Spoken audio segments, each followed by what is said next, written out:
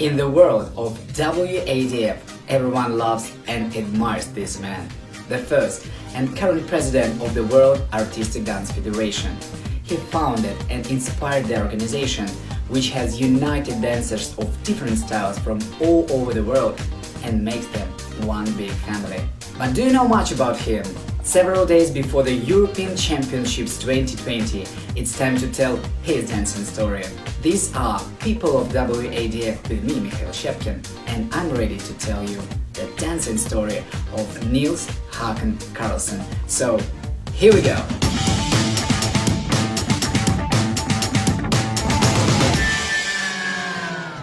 His dancing career began when he was 14 years old and started doing Swedish folk dance. It was then when he understood that dancing will be occupation of his life.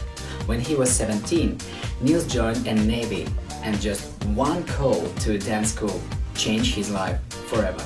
I remember it was a Saturday afternoon. We were on leave from the submarines. We went into Stockholm to make some celebrations, and we were eating food in a restaurant. Okay, now I should try to phone and take contact with a dance school here. So I went to the phone catalog and I saw the key to good dancing.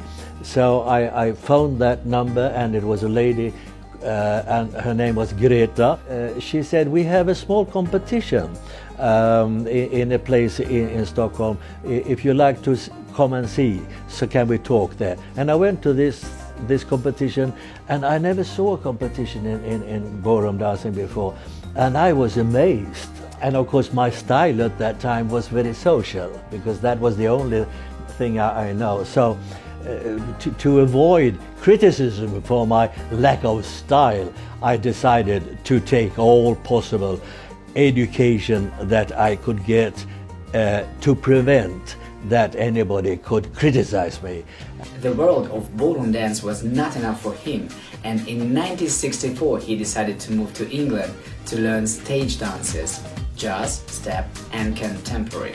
So mainly I am couple dance teacher, but I also went to England in 1964 already to take an examination in stage dance, where I was taught jazz dance, contemporary, tap dancing, things like that, to have a firm base to stand on for further development.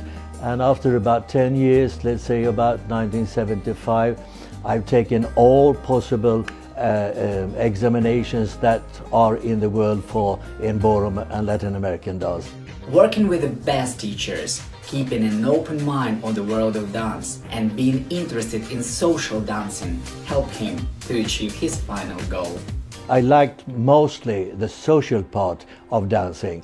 The formal education you get when you take English examinations is very good if you're dealing with competitive dancing, but for social dancing it doesn't work. So I had to form my own system to be able to teach normal people how to dance socially, and that is very close to my heart. That is really my true heart. There's partly a cause why I have got into this business with the World Artistic Dance Federation. International Dance Federation are established by people who not only love dancing, but truly understand what dance community really needs. It must be a very experienced politician who can lead the way for all dancers from all over the world. Actually, because I've always been interested in top politics, dance politics. And I was a delegate at the World Dance Council for Sweden. In the 90s, there came a man to the World Dance Council called Moreno Polidori. He was an Italian, and he was formed an organization called the International Dance Organization, IDO. But I was elected by the World Dance Council to be the chairman of an affiliation committee to affiliate the IDO to the World Dance Council. During my 10 years as the president of the IDO, which I became later on, that was very natural for me to continue in that line. So I'm very, very, very experienced with all kinds of competitive dancing. And of course this leads us to what is happening now really, because we started this World Artistic Dance Federation, the WADF. 7 years ago, Nils decided to organize an open platform for all dancers without any restrictions. We have an open federation, which means that anybody can join. And we have two types of members. Branch members, which are organizations, federations, and things like that, associations, and also single members, which means clubs and schools. So if you're not a friend of the president of the one member per country, you can join directly to the WADF. All the other world organizations, the World Dance Council, the World Dance Sport Federation and the IDO, they all work with one member per country.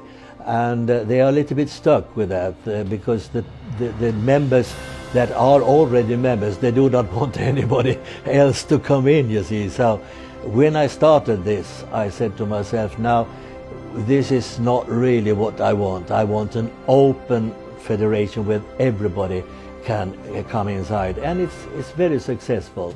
As of today, WADF has 4 main departments, 800 members and 35,000 dancers across the globe. In a way, what we are doing now is actually my vision, because we are collecting people dancing, dance school, clubs from both sides, and also from the IDO side, which is a little bit of a concurrent, of course.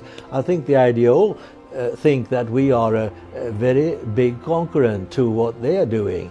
I don't see it like that, because I'm very open, and if anybody in our federation would like to continue competing in the IDO, I have no problem with that.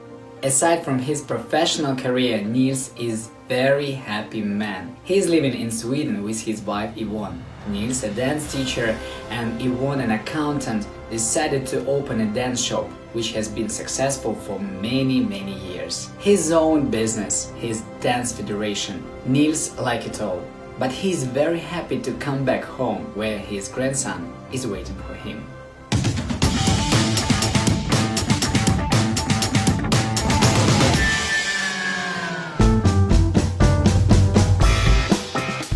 And what is very interesting is to see, you see, the girls that were competing at that time 7 years ago, and the girls that were then 10, 11, 12, 13, juveniles, you know, they are now still dancing. So we must do something right, otherwise they've gone to other styles of dancing or doing other things. They are now 16, 17, 18, young, beautiful, fantastic ladies, young ladies, and they are assistants in clubs and schools, helping out where they started, and they will eventually start their own school and club and continue teaching, I'm sure. So I'm very pleased to see really the development and that they are still dancing, which means the setup is absolutely right. Actually, 10 years ahead, I have no idea, but of course I hope it will be flourishing and everybody is happy, and all the happy kids that actually I feel the warmth and love they give me, and also all the coaches and teachers, they love the setup and the possibilities they have to teach many different styles in the dance school now. Before, very often they were specialized in couple dance or street dance. So now all schools more or less teaching all kinds, both ballroom, Latin, Caribbean, maybe some artistic dance shows, things like that, and working also in solos, duos, teams, which they never did before. I don't know where it's going to end, but it's a tremendous success actually. Everybody loves it. Not the other organization, I think. They don't like it very much, but our members and our dancers like it very much. It will be a great competition. Irina is a very good organizer. I would say she's absolutely top. She's one of the best in the world to organize dance competitions. I don't know anybody that is better really. So I'm sure it's going to be a fantastic competition. I think it's actually slow walls. This artistic ballroom, this where you're not stuck with the hole, is very much different to other ballroom and Latin American competitions. It is possible to separate, and it's also possible to do small lifts and things like that. Now we know what competition will attract Nils and Dacian more. But anyway, we're waiting all of you to the European Championship 2020 in Moscow. So, see you soon. That was Mikhail Shevkin and people of WADF.